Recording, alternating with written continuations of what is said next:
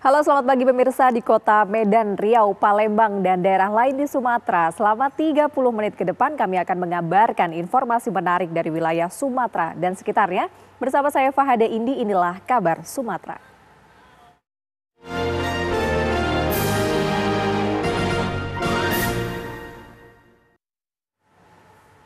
Pemirsa, petugas dari Rumah Sakit Bayangkara Kota Palembang dan dari Polres Ponorogo terlihat di area TPU Sungai Selayur, Jalan Mayor Zen Kota Palembang, Sumatera Selatan, Kamis pagi.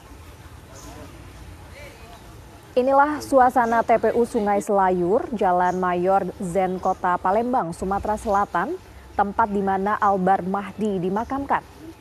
Sejak Kamis pagi, sejumlah petugas kepolisian dan dokter forensik dari Rumah Sakit Bayangkara Kota Palembang telah berada di area pemakaman umum.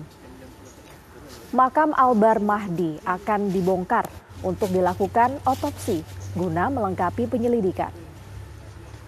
Albar Mahdi meninggal dunia akibat penganiayaan di Pondok Pesantren Gontor 1 Jawa Timur beberapa waktu lalu. Menurut kuasa hukum keluarga korban, sampai saat ini tidak ada koordinasi dengan pihak Ponpes Gontor Ponorogo. Pihak pondok pesantren juga tidak hadir menyaksikan proses otopsi.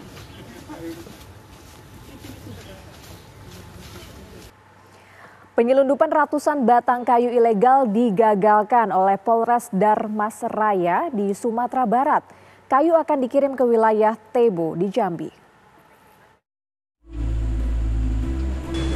Truk bermuatan kayu olahan ini diamankan polisi di daerah Jorong Sialang, Nagari Gunung Selasih, Kecamatan Pulau Punjung, Darmasraya.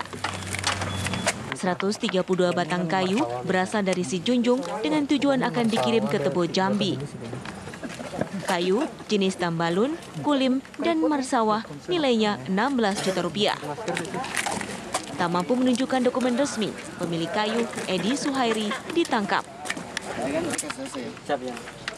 Terima kasih. Bahwa cukup banyak peredaran kayu ilegal di Kabupaten Darmasraya, sehingga dari hasil penyelidikan tersebut kami mengetahui bahwa di TKP sering melintas masyarakat ataupun pelaku yang membawa kayu ilegal, dan pada saat itulah kami melaksanakan operasi. Kayu tersebut diduga didapatkan melalui penebangan liar yang berdampak kerusakan lingkungan. Pelaku diancam hukuman maksimal 15 tahun penjara. Dari Darmasraya, Sumatera Barat, Beni Roska, Eko Uso, TV One mengabarkan. Aksi pencurian ponsel di tempat penatu terekam kamera CCTV. Pelaku yang sedang mengambil pakaian mencuri ponsel yang berada di meja saat karyawan penatu tengah lengah. Dari rekaman CCTV, pemirsa, terlihat pelaku yang merupakan pelanggan penatu memanfaatkan kondisi ketika karyawan binatu tersebut sibuk mencari pakaian yang sudah dicuci. Saat karyawan mencari barang di rak lemari, pelaku langsung mengambil 1 unit ponsel yang berada di atas meja. Usai mengambil ponsel, pelaku meminta pakaian miliknya dan pergi meninggalkan penatu menggunakan motor. Aksi pencurian di penatu tersebut sudah 2 kali terjadi dengan pelaku yang berbeda. Meski demikian, korban enggan melaporkan pencurian ini ke polisi. Sesosok mayat pria ditemukan warga dalam keadaan mengapung di Sungai Barumun di Labuhan Batu, Sumatera Utara. Mayat tersebut diduga korban pembunuhan. Personil dari Polsek Kota Pinang turun ke lokasi guna melakukan pemeriksaan terhadap korban. Selanjutnya mayat dievakuasi dan dibawa ke Rumah Sakit Umum Kota Pinang. Diketahui mayat pria yang ditemukan warga tersebut bernama Yogi Putra Pratama, 19 tahun, warga Cikampak, Labuhan Batu Selatan. Berdasarkan keterangan pihak keluarga, korban sudah 5 hari pergi mengendarai sepeda motor dan tidak kunjung pulang ke rumahnya. Polsek Kota Pinang pun akhirnya membentuk tim guna melakukan penyelidikan lebih lanjut atas tewasnya korban dan mengamankan seorang pria yang merupakan rekan dekat korban. Adapun motif pembunuhan tersebut dikarenakan pelaku sakit hati karena korban tidak menepati janjinya kepada tersangka hasil dari menggadaikan sepeda motor milik orang tua korban.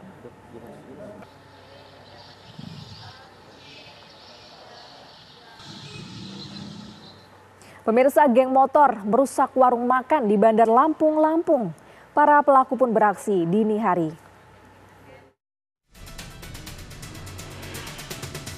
Warung makan yang berada di Jalan Samratulangi, Kelurahan Penengahan, Kecamatan Kedaton, Bandar Lampung, dirusak sekelompok remaja yang diduga geng motor. Kaca warung milik Suryati pecah dan perabotan rusak akibat batu dan senjata tajam.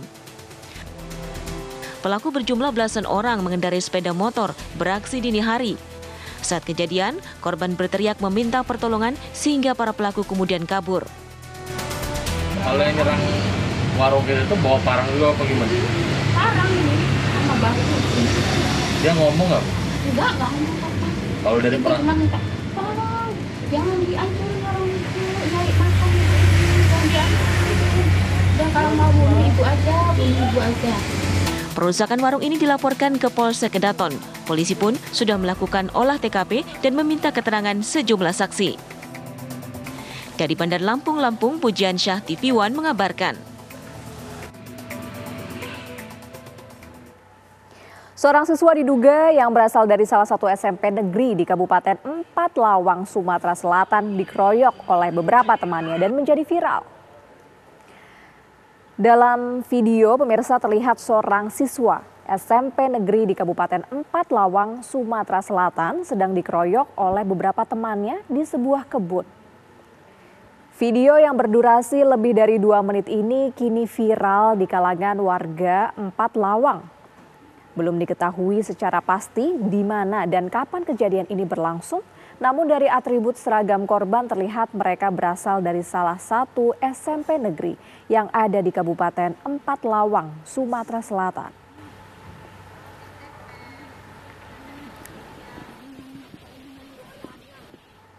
Pemirsa, kabar menarik lainnya akan kami hadirkan usai jeda, tetap di Kabar Sumatera.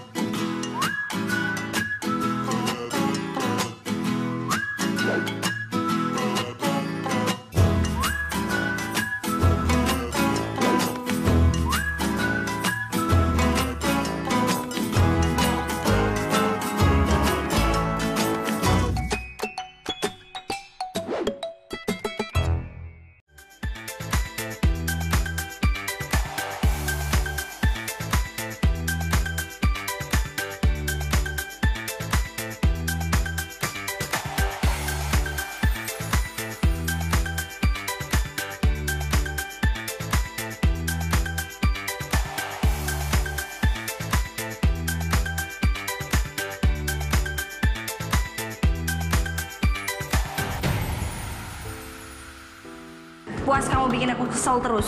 Aku salah apa lagi sih, sayang? Bukan kamu, Mas, ini TV-nya nih berbayang terus. Aku udah beliin kamu set-top box TV buat nonton siaran TV digital. Kau pasangin ya. Kalau TV kita udah digital, tinggal di-scan ulang aja. Gampang kan? Siaran TV digital itu pilihan programnya banyak, versi gambarnya, jernih suaranya, dan canggih teknologinya. Siarannya gratis, sayang. Dan nggak harus pakai kuota internet. Sukseskan migrasi digital, siaran TV digital. Keren! Assalamualaikum warahmatullahi wabarakatuh. Karena apapun yang dilakukan pemerintah, kalau rakyat tidak percaya, itu akan kehilangan trust. Saya percaya orang-orang yang duduk di pemerintahan tahu apa yang harus dilakukan. Peranan dari pemerintah daerah itu menjadi kunci memimpin untuk pelaksanaan penanggulangan COVID. Karena rumah sakit ini penuh, akhirnya tidak ada pilihan lain kecuali isolasi mandiri. Saksikan Catatan Demokrasi Selasa pukul 20 waktu Indonesia Barat, live hanya di TV One.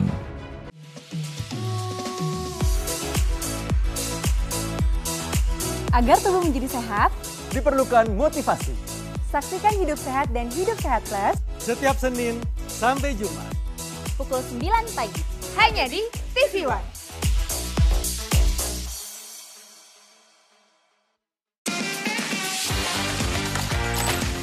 TV1news.com, portal web terintegrasi Aktual, cepat dan lengkap. Menyajikan berbagai informasi dengan inovasi digital terkini, berbagai kanal unggulan untuk Anda kunjungi. News, daerah, lifestyle, religi, dan kanal khusus G20. TV1news.com, aktual, cepat dan lengkap, layanan konten digital terbaik untuk Anda.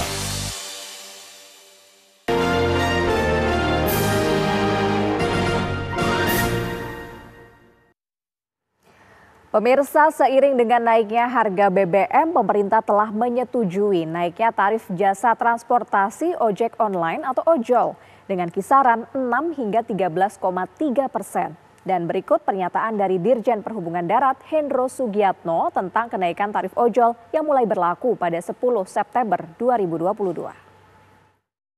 Penyesuaian biaya jasa ini dilakukan dalam rangka adanya penyesuaian terhadap beberapa komponen biaya jasa seperti BBM, UMR, dan komponen-komponen perhitungan jasa lainnya. Jadi perhitungan komponen penentuan biaya jasa ojek online itu yaitu ada biaya langsung dan biaya tidak langsung. Untuk komponen biaya jasa ojek online ada 3 komponen, yaitu biaya untuk pengemudi yaitu kenaikan UMR, asuransi pengemudi, dan biaya jasa minimal order 4 km dan kenaikan harga BBM. Ya, lalu seperti apa besarnya kenaikan tarif ojek online yang akan berlaku mulai tanggal 10 September 2022? Berikut informasinya.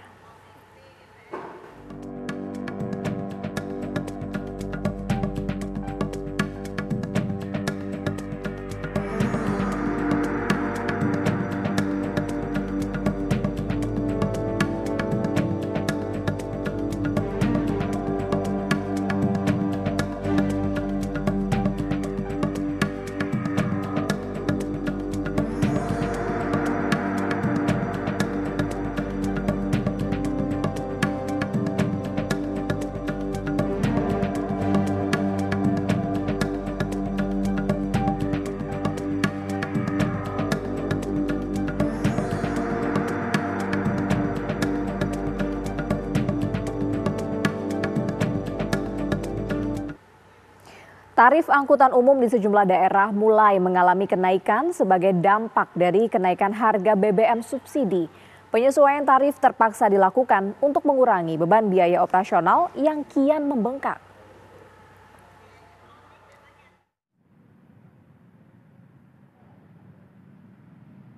Sejumlah operator angkutan darat di Kabupaten Bungo Jambi terpaksa menaikkan tarif tiket penumpang untuk menyesuaikan kenaikan harga BBM bersubsidi. Pengusaha jasa angkutan travel di Kabupaten Bungo menaikkan tarif tiket hingga 20%. Sebelumnya tarif tiket travel dengan tujuan Bungo Kota Jambi berkisar Rp120.000. Kini tarif tiket naik menjadi Rp150.000 per penumpang. Kenaikan tarif tiket angkutan penumpang ini terpaksa dilakukan seiring meningkatnya biaya operasional pasca pemerintah menaikkan harga BBM bersubsidi. Mengalami kenaikan dari 120 menjadi 150. Itu mulai pertanggal berapa naiknya kemarin? Mulai BBM naik. Untuk tujuan?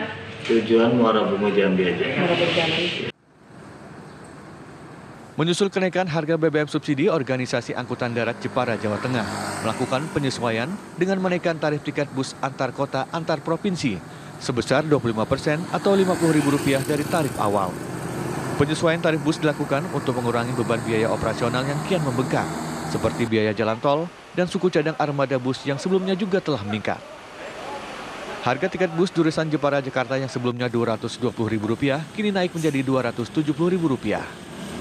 Jika mengacu dari kenaikan harga BBM, tarif ini masih di bawah tarif ideal, yakni yang seharusnya naik sebesar 30%. Tiket dari dampak dari kenaikan harga BBM kita lakukan per kemarin. Nah, yang kita lakukan kemarin itu kenaikannya berkisar sekitar dari tiket 220 lah ya. Nah, terus per hari ini dan seterusnya kalau memang harga tiket seperti ini seharusnya yang dampak idealnya itu kalau di akap ya kenaikannya di 30%-an lah ya, di 30%. Tapi kita melihat jauh daripada itu, untuk sementara kita belum ada sampai 30% nanti kenaikannya. Kenaikan tarif bus ini dikeluhkan para pengguna jasa angkutan umum karena harus membayar tarif angkutan lebih mahal dari sebelumnya. Dari Kabupaten Bungo Jambi dan Jepara Jawa Tengah, Darlianto Galih Manunggal TV One mengabarkan.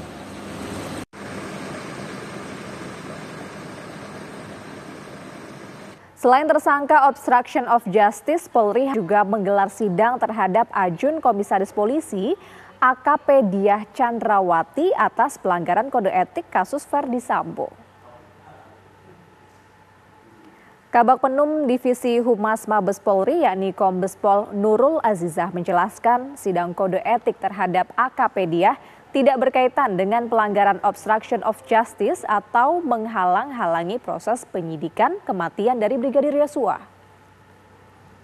Pelanggaran yang dilakukan oleh AKP Diah termasuk kategori sedang. AKP Diah Chandrawati sebelumnya telah dicopot dari jabatan Porlog dari Bagrengnim, Divisi Propam Polri. Sidang tersebut ikut serta juga 4 orang saksi atau dipanggil 4 orang saksi, yaitu KBP MBP, kemudian Kompol CP, kemudian Bribtu WTA, dan Bribda WW.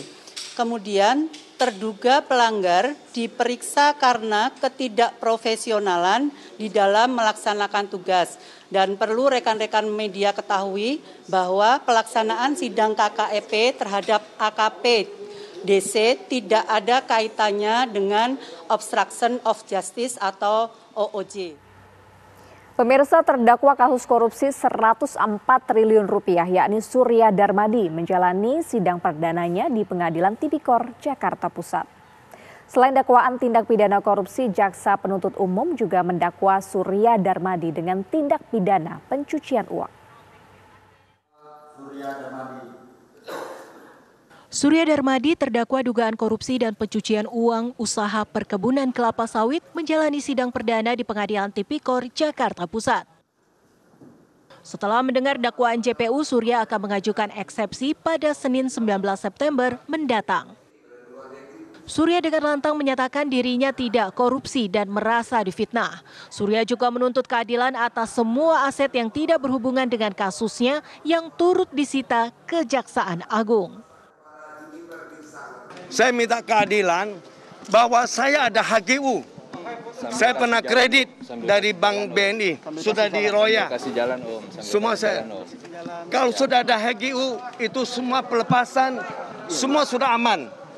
Kalau HGU itu dia ada kepastian hukum apa? Dalam dakwaannya, JPU menyatakan PT Duta Palma milik Surya melakukan banyak pelanggaran. Di antaranya tidak memiliki hak guna usaha dari kawasan hutan yang dikelola, tidak membayar sewa hutan, dana reboisasi, dan denda eksploitasi. Selain itu, banyak merugikan masyarakat setempat dan menimbulkan konflik. Sebelumnya, Kejaksaan Agung telah menyita sejumlah aset Surya yang diduga bersumber dari korupsi, seperti 40 bidang lahan di Jakarta, Riau, dan Jambi. Kemudian, 6 pabrik sawit di Jambi, Riau, dan Kalimantan Barat. Selain itu, terdapat 6 gedung dan 3 apartemen di Jakarta, 2 hotel di Bali, serta helikopter dan kapal. Dari Jakarta, Yasin Idris, Bayu Rustam, TV One mengabarkan. Kabar menarik lainnya akan kami hadirkan usai jeda, pemirsa tetap bersama kami.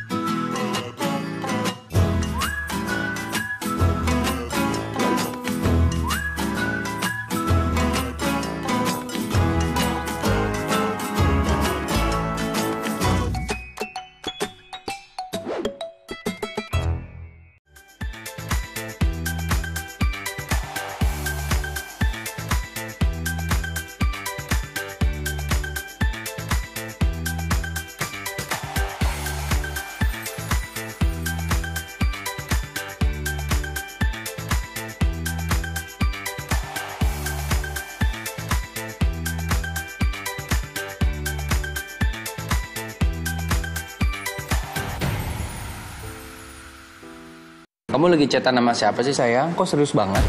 Aku lagi nonton sinetron Mas di TV streaming. Habis aku males nonton di TV kita, gambarnya banyak semut. Sayang, sekarang kan siaran TV udah digital. Tinggal dipasangin set-top box-nya, langsung nyala. Ih, keren banget Mas. Aku pindah nonton di TV aja. Lebih enak nonton di TV kan daripada di handphone, nanti sakit matanya. Udah gitu siaran TV digital ini banyak banget pilihan programnya. Bersih gambarnya, jernih suaranya, canggih teknologinya. Siarannya gratis dan nggak pakai kuota internet. Sukseskan migrasi digital, siaran TV digital. Keren! Menghadirkan informasi penting dan menarik. Kasus penularan varian Omikron di Jakarta Barat. Lembaga negara kita memastikan kesehatan menjaga dunia yang mereka menawarkan melalui media sosial. Semua tersaji lengkap menemani waktu siang Anda.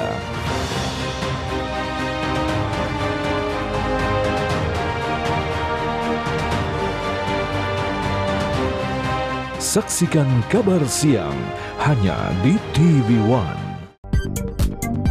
Menghadirkan tema terpilih. Sejumlah persiapan terus dilakukan jelang keberangkatan kloter pertama calon jemaah haji dari berbagai daerah. Salah satunya adalah persiapan asrama haji yang akan menyambut para jemaah haji. Informasi berimbang dan proporsional. Dukungan bagi para tokoh nasional untuk maju di pemilihan presiden 2024 terus bergulir. Kabar Petang Pilihan live di TV One. Kita menemukan perlakuan kejam dan tidak manusiawi yang kita duga sebagai perbudakan modern dan juga perdagangan manusia. Anak saya lebam-lebam, gusiknya luka, cuma bisa minum, kemudian mata juga lebam. Hukum kita juga sudah bisa menegakkan bahwa anak-anak itu bisa tetap dihukum. Telusur di TV One. Laga para petinju terbaik dunia disaksikan jutaan pasang mata.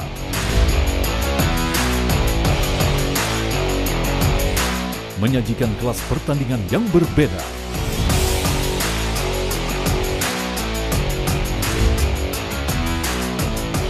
Saksikan Best World Boxing hanya di TV One.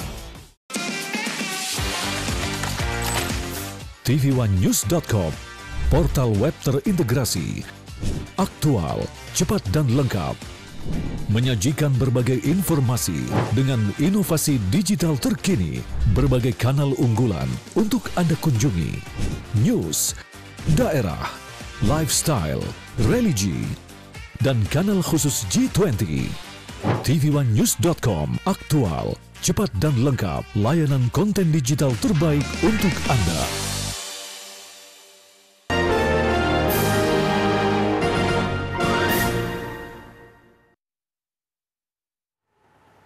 Kembali di Kabar Sumatera, pemirsa, 45 pengedar narkoba diringkus oleh polisi di Palembang, Sumatera Selatan.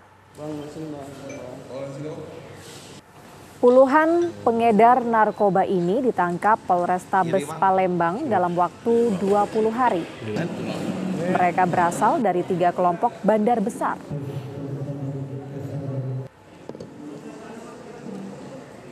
Dan dari 45 pengedar, polisi menyita hampir 2 kg sabu.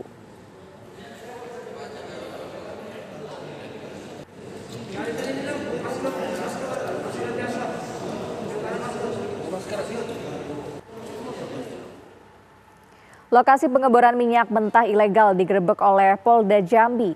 Lokasi tersebut berada di areal perkebunan sawit.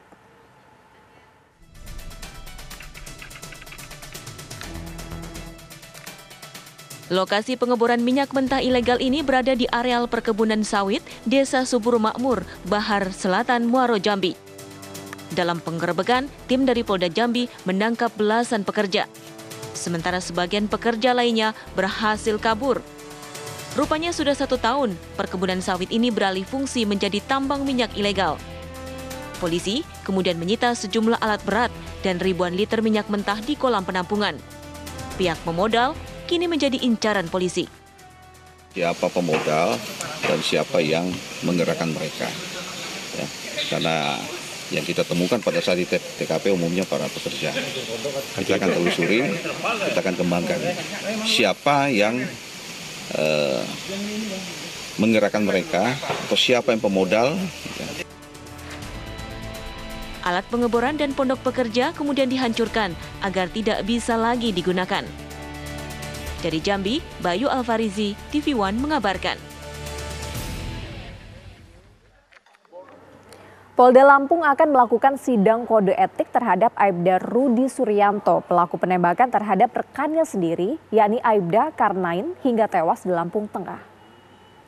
Selain itu, pemirsa, dampak dari peristiwa ini Kapolsek Wai Pangubuan dicopot dari jabatannya karena dianggap lalai melakukan pembinaan. Kanit Provos Polsek Wai Pengubuan, Kabupaten Lampung Tengah, Aibda Rudi Suryanto akan disidang kode etik profesi atas penembakan terhadap Babin Kamtipmas Polsek Wai Pengubuan Aibda Ahmad Karnain.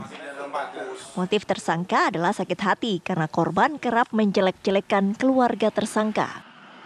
Aibda Rudi Suryanto terancam pemberhentian dengan tidak hormat dan sebagai tersangka, Aibda Rudi dikenakan pasal 338 KUH Pidana tentang pembunuhan dengan ancaman pidana penjara paling lama 15 tahun. Sementara itu, buntut dari peristiwa ini, Kapolsek W Pengubuan dicopot dari jabatannya. AKP Muhammad Ali Mansyur dimutasi ke Kasubag Faskon Baklok Polres Lampung Tengah untuk menjalani pembinaan.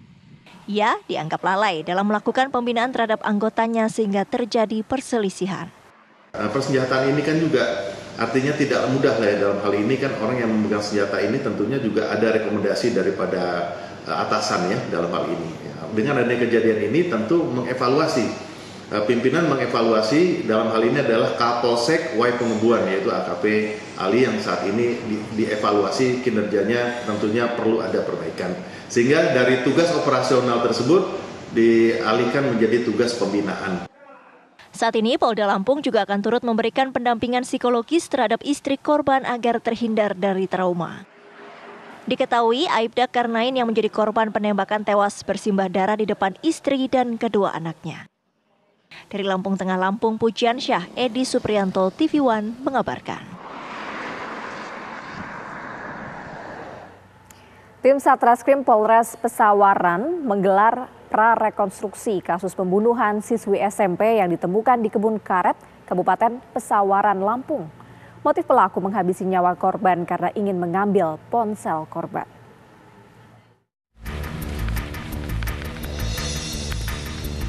Pasca pembunuhan siswi SMP yang jasadnya ditemukan di Kebun Karet di Desa Kalirejo, Kecamatan Negeri Katon, Kabupaten Pesawaran, Lampung, Polres Pesawaran melakukan prarekonstruksi untuk mengetahui motif pembunuhan tersebut.